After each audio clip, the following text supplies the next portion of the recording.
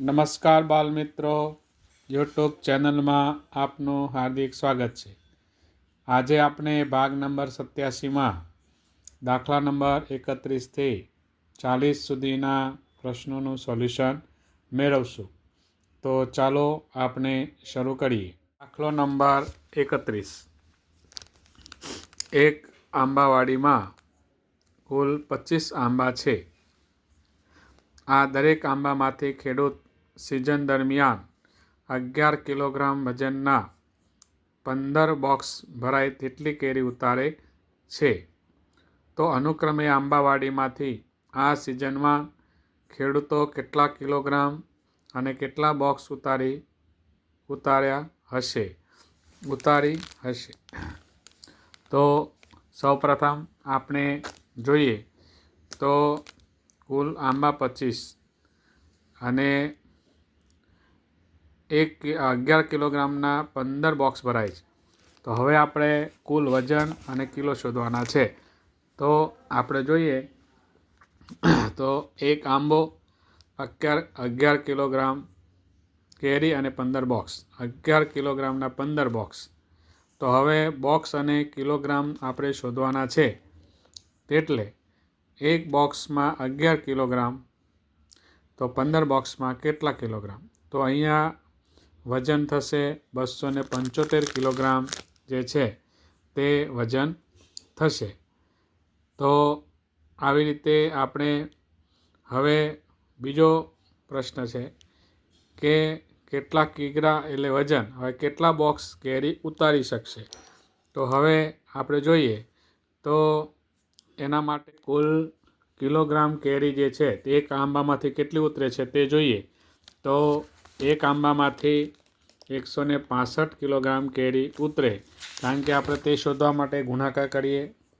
25 આંબામાંથી એક આંબામાંથી 11 કિલો, એટલે 25 ગુણ્યા 11 કરીશું એટલે આપણને 165 કિલો કેરી થશે એક આંબામાંથી.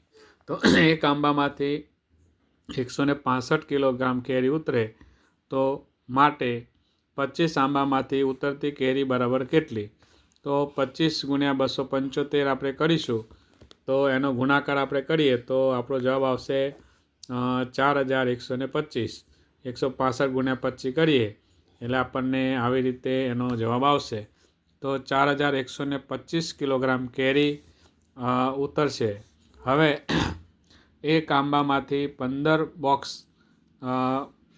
આપણે ભરાય છે. તો 25 આંબામાંથી કેટલા બોક્સ ભરાય? તો એનો ગુણાકાર કરીશું તો 25 ગુણ્યા 15 કરીએ એટલે 375 બોક્સ જે છે તે ભરાશે. આપણો જવાબ આવશે 4125 કિલોગ્રામ કેરી અને 375 બોક્સ. દાખલો નંબર 32. એક મદનિયું દરરોજના આશરે 12 લીટર દૂધ પીએ છે. તો તે 2 વર્ષમાં કેટલા લીટર દૂધ પીશે? તો અહીંયા આપણે જોઈએ તો સૌ પ્રથમ આપણે દિવસની ગણતરી કરીએ. તો દરરોજના 12 લીટર એટલે વર્ષ, તો 2 વર્ષમાં કેટલા લીટર દૂધ પીશે? તો આપણે એના માટે સૌથી પહેલાં વર્ષના દિવસો કેટલા થાય તે આપણે જોઈશું. તો એક વર્ષ એટલે 365 દિવસ થાય. તો 2 વર્ષ એટલે કેટલા દિવસ થાય? તો 730 દિવસ થશે. તો દિવસોની ગણતરી કર્યા પછી હવે આપણે એને દાખલો ગણીશું કે એક દિવસમાં કેટલા લીટર દૂધ પીવે છે? તો કે 12 લીટર દૂધ પીવે છે. તો 730 દિવસમાં કેટલું દૂધ પીશે? તો 730 ગુણ્યા 12 આપણે કરીશું. તો એનો ગુણાકાર આપણે કરીએ તો જવાબ આવશે 8760 લીટર દૂધ તે પીશે. એટલે આપણો જવાબ બી ઓપ્શન જે છે તે આપણો જવાબ આવશે. નંબર 33. મગને મકાન બનાવવા માટે લોન લીધી. તેને 2 વર્ષ સુધી દર મહિને 2750 રૂપિયા લોન પેટે પાછા ચૂકવવાના છે. તો 2 વર્ષમાં લોન પેટે કેટલી રકમ ચૂકવશે? તો આપણે સૌ પ્રથમ અહીંયા વર્ષ આપેલું છે એટલે આપણે વર્ષ છે તો આપણે એને મહિનામાં એની ગણતરી કરીશું. તો અહીંયા આપણે દિવસો મહિના છે 2 વર્ષ એટલે 1 વર્ષ એટલે 12 મહિના. અને 2 વર્ષ એટલે 24 મહિના. એટલે આપણે 24 મહિનાની આપણે ગણતરી કરીશું. દર મહિને 2,750 રૂપિયા ચૂકવે છે. તો આપણે લખવાનું કે એક મહિનામાં 2,750 રૂપિયા ચૂકવ્યા તો કુલ 24 મહિના. તો 24 મહિનામાં ચૂકવેલ રકમ બરાબર કેટલી? હવે આપણે 24 ગુણ્યા 2,750 એનો આપણે અહીંયા ગુણાકાર કરીશું. 2,750 ગુણ્યા 24, 2 રકમ હોય તો 0, 2 0 0, 2 પંચા 10, વિધિ 1, 2 સત્તા 14 ને 1 15, વિધિ 1, 2 દૂ 4 ને 1 5, 4 0 0, 4 પંચા 20, 2 4 સત્તા 28 30, 3 4 દૂ 8 ને 2 3 11. એનો સરવાળો કરીશું તો 67,000 જે છે તે રૂપિયા એને ચૂકવ્યા હશે. તો આપણો જવાબ શું આવશે? પાછા ચૂકવવાના કેટલા? 66,000 રૂપિયા. એને લોન જે લીધી છે એના બદલે એને 66,000 રૂપિયા ચૂકવ્યા હશે. દાખલો નંબર 34. 576 પુસ્તકોને ખોખામાં મૂકવાના છે. જો એક ખોખામાં 24 પુસ્તકો સમાઈ શકે તો કેટલા ખોખાની જરૂર પડે? તો આપણે એના માટે ખોખા શોધવાના છે. એટલે પુસ્તકોની સંખ્યા આપેલી છે અને એક ખોખામાં 24 પુસ્તક સમાય તે અહીંયા વિગત આપેલી છે. તો આપણે અહીંયા સૂત્ર મૂકીશું કે 24 પુસ્તકો માટે એક ખોખાની જરૂર પડે. તો 576 પુસ્તકોને માટે કેટલા ખોખાની જરૂર પડે? તો 576 ભાગ્યા 24 કરીશું તો અહીંયા આપણે 24 1 દૂ 48, 9 24 ચોક 96, 24 ખોખાની જરૂર પડશે. એટલે આપણો જવાબ આવશે સી, 24 ખોખાની જરૂર પડશે. ત્યારબાદ દાખલો નંબર 35. એક હોલમાં 836 લોકો પિક્ચર જોઈ રહ્યા છે. તે હોલમાં 44 હરોળ હોય તો એક હરોળમાં કેટલા લોકો બેસી શકે? તો હવે આપણે તેના માટે સૌ પ્રથમ શું કરીશું? તો કુલ હરોળ કેટલી છે? તો કે 44 હરોળ છે. તો 44 હરોળમાં 836 લોકો બેસી શકે. તો એક હરોળમાં કેટલા? એના માટે આપણે સૂત્ર મૂકીશું કે 44 હરોળમાં 836 લોકો માટે એક હરોળમાં કેટલા? કારણ કે આપણે એક હરોળમાં કેટલા છે તે આપણે જવાબ શોધવાનો છે. 836 ભાગ્યા 44 આપણે કરીએ. 44 એકા 44, 39 ઉપરથી 6 ઉતાર્યા 39, 44 9 396. કુલ 19 હરોળ કહેતા લાઈન. તો 19 લોકો એક હરોળમાં બેઠા હશે. તો 19 હરોળ જે છે તે આપણે જરૂર પડે. એક હરોળમાં 19 લોકો તો 44 હરોળમાં આટલા લોકો થાય. એટલે આપણે જવાબ શું આવશે? 19 હરોળ. ત્યારબાદ દાખલો નંબર 36. 22 ગુણ્યા 15માંથી 17 ગુણ્યા 18 બાદ કરતાં શું મળે? તો આપણે અહીંયા સૌપ્રથમ ગુણાકાર કરીશું. 22 ગુણ્યા 15 અને 17 ગુણ્યા 18 બંનેનો ગુણાકાર આપણે કરીશું. તો 22 ગુણ્યા 15 એટલે 2 રકમ એકમ 10 એટલે 0, 1 2 1 2 2, 5 2 10, 5 2 10 ને 11, કુલ 330 થાય. અહીંયા 17 ગુણ્યા 18 કરીએ તો 2 રકમ એટલે 0, 1 7 7, 1 1 1, 8 7 56, 5 8 1 8 ને 5 13, 6 0 1 3. એટલે આપણે હવે બાદબાકી કરવાની છે. 330માંથી 306 બાદ કરીશું એટલે કુલ 24 જે છે તે પરિણામ આવશે. આપણું ઓપ્શન નંબર બી એ આપણો સાચો જવાબ થશે. ત્યારબાદ દાખલો નંબર 37. 24 ગુણ્યા 25 બરાબર 24 ગુણ્યા અંશમાં ખાલી જગ્યા છે અને નીચે 4 એટલે કે બોક્સ. તો બોક્સમાં કઈ સંખ્યા આવશે? તો આના માટે આપણે જે કહેવાય કે ડાબા બરાબર જબા, ડાબી બાજુ બરાબર જમણી બાજુ, તે પ્રકારનો દાખલો આપણે ગણવો પડશે. તો તે માટે આપણે જોઈએ તો અહીંયા 24 ગુણ્યા 25 કરીએ તો આ બાજુ 24 ગુણ્યા 25 અને સામેની સાઈડમાં અહીંયા આપણે જે છે બોક્સમાં કઈ સંખ્યા તે આવશે તે શોધવાની છે. હવે આપણે ડાબા બરાબર જબા જોતા તો આ રીતે આપણે રકમ મૂકીશું. ત્યારબાદ 24x અહીંયા 100/4 કરીએ એટલે અહીંયા 100 મૂકીએ તો 25 ચોક 100 થાય.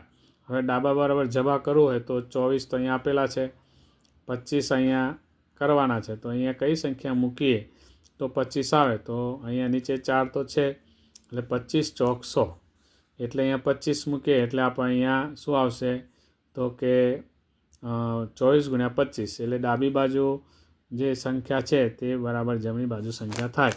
એટલે સરખી ક્યારે થાય? તો કે અહીંયા 25 મૂકીએ તો આપણે ડાબા બરાબર જબા થાય. એટલે આપણો જવાબ જે છે તે 100 આવશે. કઈ સંખ્યા અહીંયા મૂકીશું? એ 100 મૂકીશું તો આપણો દાખલોનો જવાબ જે સાચો આવશે. ત્યારબાદ દાખલો નંબર 38, 24 ગુણ્યા બોક્સમાં ખાલી જગ્યા જવાબ આપેલો છે. તો કઈ સંખ્યા આવે? તો આપણને ઘડિયો આવડતો હોય તો 24નો ઘડિયો બોલીએ અને જે સંખ્યા 24 સાથે ગુણીને 144 આવે તે આપણો જવાબ આવશે. તો 24નો ઘડિયો બોલીએ તો અહીંયા આપણે જો આવડતો હોય તો ઠીક છે, નહીં તો આપણે આમ લખી શકીએ 24 એકા 24, 24 દુ 48, 24 તેરી 72, 24 ચોક 96, 24 પંચા 120, 24 છક 144. એટલે આપણે અહીંયા 6 વડે એને ગુણીએ તો આપણો જવાબ 144 આવે. તો આપણે જવાબ આવશે 24 છક એટલે આપણો 6 જવાબ જે છે તે આપણો સાચો જવાબ આવશે.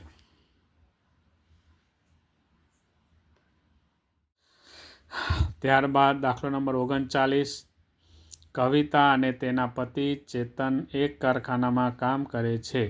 કવિતાનું દૈનિક મહેનતાણું 150 રૂપિયા અને ચેતનને 260 રૂપિયા મળે છે. જો બંને 55 દિવસ કામ કરે તો તેની પાસે બંનેના કેટલા રૂપિયા થાય? તો અહીંયા આપણે જોઈએ તો કવિતા અને એના પતિ ચેતન બંને કામ કરે છે એટલે બંનેનું જે મહેનતાણું છે તેની આપણે ગણતરી કરીએ તો બંનેને કેટલા રૂપિયા થાય તે આપણને ખ્યાલ આવે. તો તે માટે સૌપ્રથમ આપણે કવિતાબેનનું મહેનતાણું જે છે તે શોધીએ. તો કવિતાબેનને એક દિવસમાં કેટલા રૂપિયા મળે છે? તો કે 150 રૂપિયા મળે છે. એવા કેટલા દિવસ કામ કરે છે? તો કે 55 દિવસ કામ કરે છે. બંને 55 જ દિવસ કામ કરે છે, પણ બંનેને જે દિવસનું જે મહેનતાણું મળે છે તે અલગ અલગ છે. તો હવે આપણે ગણતરી કરીએ તો 55 દિવસના કેટલા રૂપિયા થાય? તો 150 ગુણ્યા 55 કરીએ. આપણને અહીંયા ગુણાકાર કરેલો છે તો કે 8250 રૂપિયા એ કવિતાબેનને મળે. એટલે આટલા કવિતાબેનનું મહેનતાણું થાય. તેવી જ રીતે અહીંયા ચેતનભાઈનું મહેનતાણું જોઈએ તો એક દિવસમાં એમને કેટલા મળે છે? તો એ 260 રૂપિયા મળે છે. તો હવે એમને 55 દિવસમાં કેટલા રૂપિયા મળે? તો 55 દિવસનું મહેનતાણું તો 55 ગુણ્યા 260 કરીએ તો અહીંયા આપણે ગુણાકાર કરેલો જ છે. 260 ગુણ્યા 55 તો 14,300 રૂપિયા જે છે તે ચેતનભાઈને મહેનતાણું મળે. હવે બંનેનો ટોટલ આપણે કરવાનું છે કે બંનેને સાથે મળીને કેટલા રૂપિયા મળે. તો બંનેના મહેનતાણાના રૂપિયા ગણીએ તો 14,300 વત્તા 8,250 એટલે કુલ 22,550 રૂપિયા બંનેના થાય. એટલે આપણો ઓપ્શન નંબર એ આપણો સાચો જવાબ આવશે. દાખલો નંબર 40, એક બોક્સમાં 25 સફરજન છે. આવા 18 બોક્સ શાળામાં આવેલા છે. જે 148 વિદ્યાર્થીઓને સરખે ભાગે વહેંચવામાં આવે તો આખા સફરજન દરેકને કેટલા મળશે? તો આખા સફરજનની વાત છે, અડધા નહીં. એટલે આપણે એના માટે શું કરશું? તો સૌ પ્રથમ આપણે એક બોક્સમાં કેટલા સફરજન છે તે જોઈએ અને 18 બોક્સમાં કેટલા થાય તે, અને જે વિદ્યાર્થીઓ જે છે તે વિદ્યાર્થીઓને એના વડે ભાગીશું એટલે આપણને એનો જવાબ મળશે. તો આપણે ચાલો શરૂ કરીએ. અહીંયા આપણે જોઈએ તો એક બોક્સમાં 25 સફરજન છે, એટલે એવા કેટલા બોક્સ છે? તો કે 18 બોક્સ છે. તો 18 બોક્સમાં કેટલા સફરજન છે તે આપણે જોઈએ. તો 25 ગુણ્યા 18 કરીએ તો એનો ગુણાકાર અહીંયા કર્યો છે એ 450 સફરજન થાય. તો 450 સફરજન છે એ કેટલા વિદ્યાર્થીઓને વેચવાના છે? તો કે 148 વિદ્યાર્થીઓને વેચવાના છે. તો અહીંયા આપણે જોઈશું હવે તો કે 148 વિદ્યાર્થીઓ હોય તો 450 સફરજન માટે એક વિદ્યાર્થીને કેટલા? તો આપણે એના માટે ભાગાકાર કરીશું. તો ભાગાકારમાં જોઈએ તો 450 ભાગ્યા 148 કરીએ તો 148 તેરી 444 થાય અને 6 વધે. એટલે આપણે 3 સફરજન દરેકને આખા સફરજન કેટલા મળે? તો કે 3. બાકીના 6 શેષ વધી એટલે 6 સફરજન વધે. અહીંયા આપણે પ્રશ્ન એવો છે કે સરખે ભાગે આપવામાં આવે તો આખા સફરજન કેટલા મળે? તો કે 3 સફરજન 148 વિદ્યાર્થીઓને મળશે અને બાકીના 6 વધશે. બાલમિત્રો, આજે ભાગ નંબર 87માં આપણે દાખલા નંબર 31થી 40નું સોલ્યુશન મેળવ્યું. હવે આપણે ભાગ નંબર 88માં મળીશું અને આગળના દાખલાનું સોલ્યુશન મેળવશું. બાળમિત્રો, તમને જો આ વિડીયો પસંદ આવ્યો હોય તો સબસ્ક્રાઈબ કરશો, લાઈક કરશો અને વિડીયો નિયમિત જોતા રહેશો. નમસ્કાર.